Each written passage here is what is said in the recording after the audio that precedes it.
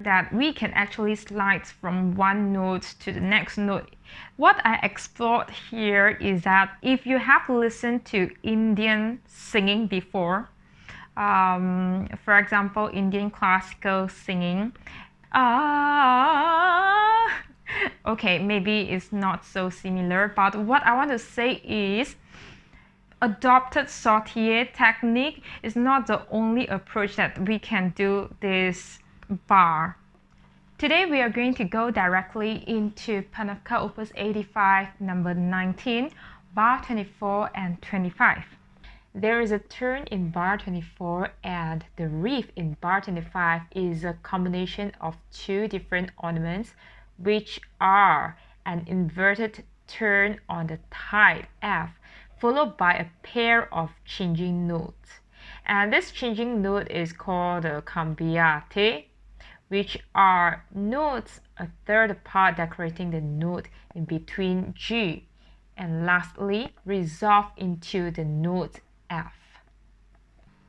In the previous video, I already explained how to sing the turn. So today, I'm going to continue from how to sing the turn into this riff.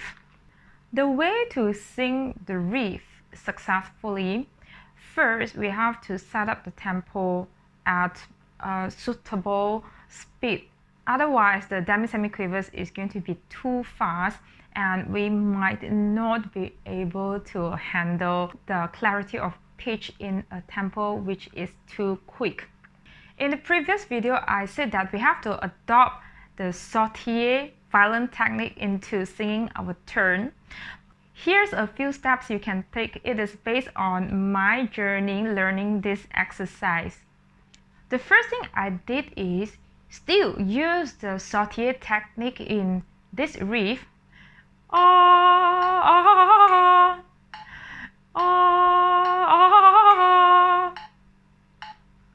If you watch my singing of this exercise that I uploaded a few weeks ago, I actually didn't able to sing this riff in time with a strict rhythm.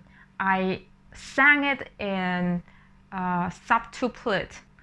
There are two reasons I did that. First is because I wasn't aware of what I did. I thought I did the right thing, but when I listened closely, I actually started the riff on the second beat. But I'm glad that I have been through the process, because with the adopted Sautillé technique on our vocal, my vocal folds actually learn where they should be positioned in terms of the pitch and also how fast or how even the aspiration should be. So this is the first layer that we have to teach our vocal folds to feel. Later, when I realized I actually sang the rhythm wrongly, I didn't sing it strictly as written on the score. So after that, I kept working on it and I did a few more steps to polish that section.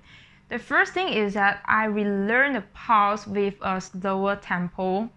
I'm going to show you what I do behind the scenes, and then of course I'm not going to do from 50 to 55 to 60 and so on. I just show you one set. If you want to see the details, you can actually check on my previous video. I actually showed exactly what I did to improve my vocal agility. Okay, so now I set it at 50 BPM. I learned the semiquaver first.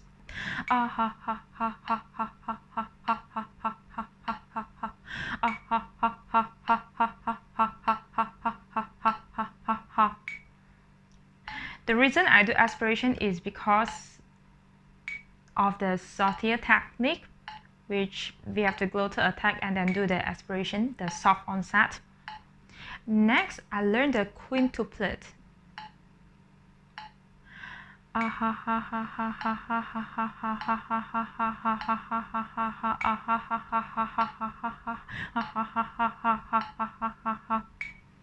Sextuplet.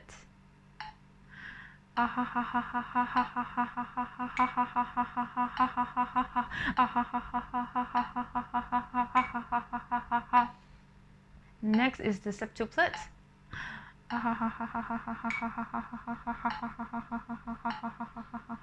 And next, 8 demi-semiquavers.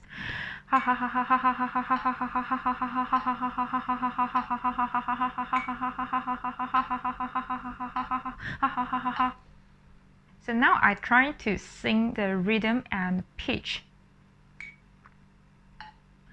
Ta ta ka ta ka ta ka ta.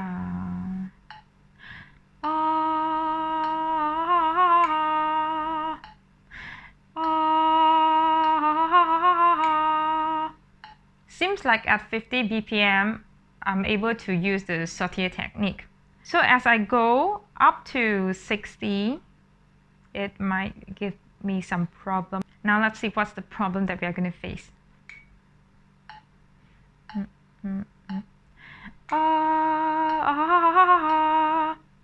Okay, because in the previous 2 days I actually practiced and I have solved the pulse and also the pitch problem, so I'm able to do it now. But before this, it's very difficult because the ha ha ha ha ha aspiration is not within my control. But what I want to say is that it's normal when we cannot do the even aspiration at the very beginning of our practice, because it takes time for our throat to learn, and also estimate how much air, how little air it actually needs to produce this aspiration. So in this process, I actually been through an extra steps, which is the sliding of notes. So let's put it at 70 BPM because it's quicker. So I have the opportunity to slide the notes. Oh, I can do that already. Yeah, before that, I'm not able to do it because first, my last note actually exceeded the time.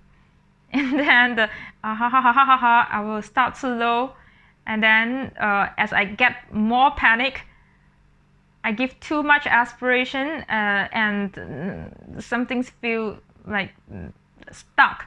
Like I lost some notes and I exceeded the next beat. Back to the story, I want to show you how I slide the notes, okay?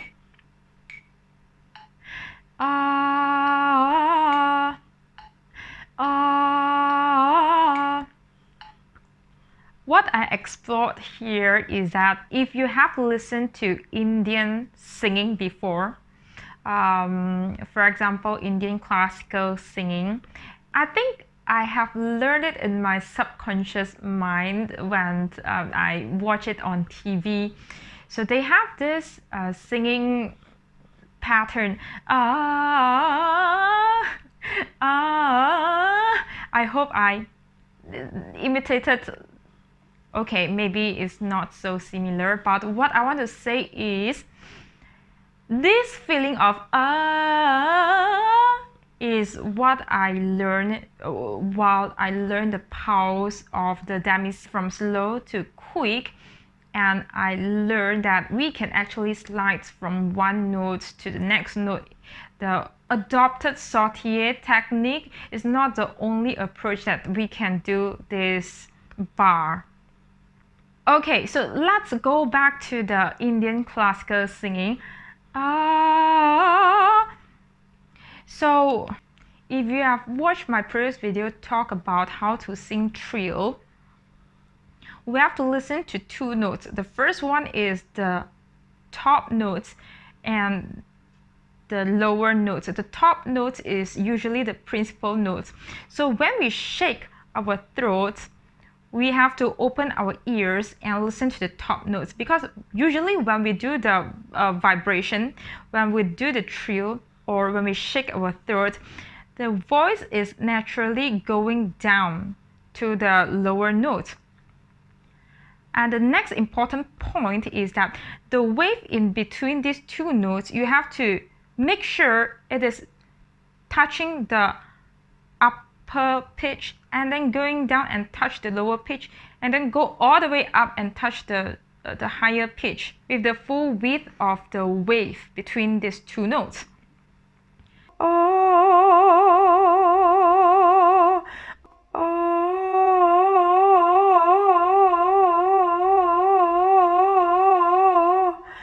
But of course, the wavelength between the diagonal parallel lines won't be the same as the trill, because trill is steady two notes, but with this riff, they are different notes happening. So one thing that you have to be careful, which is the shake, because sometimes the physical motion, it's quite addicted as a singer. I don't know. I used to love how we feel in the throat and in our mouth. Just love it. But if the feeling of the shake is too large, it's going to affect the pitch a lot. So even though I always said we have to be audible, we have to hear each and individual notes, yes, correct, but a succession of vocal agility is that we have to come from a few directions. As I mentioned before, first we have to learn how to do the Sautillé technique, which is the glottal attack plus the aspiration. And then only we move to how to slide from one note to the next note without break. Just allow yourself to learn the slide without judging yourself. Oh, it's not audible. That's what I did to myself. Yeah, and the last thing that I want to point out is the learning the pulse is very important. I tend to skip this step because I thought I have enough training since I have learned it from Panofka Opus 81. But there's no end to polish our singing technique, so we can always be more accurate and be better than what we used to be yesterday. Yeah, this is something that I want to tell myself. And hopefully this will be a reminder for you as well. I always encourage you to learn Panofka exercise or any vocal exercise. Don't just learn one piece, but learn the whole set, because the composer write this set of exercise because he most probably have a system in his mind about what is a complete ability that singers should acquire. And that's the reason I learn all my Panofka exercises, and I'm still on my way, and also impart this knowledge to my vocal students. Learning these vocal exercises is very important because they are unlike arias or chansons. They don't have lyrics, so we don't have the burden to learn the poems or the lyrics, but focusing on the techniques. So there are a lot of symbols that we won't see on the arias or chansons scores.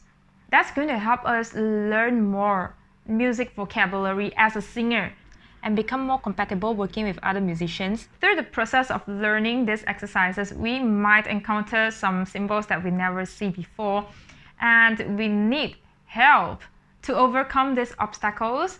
And what I usually do is to join groups on the internet, such as Facebook or Quora, to ask questions that I don't understand. And from there, I can learn new things about singing.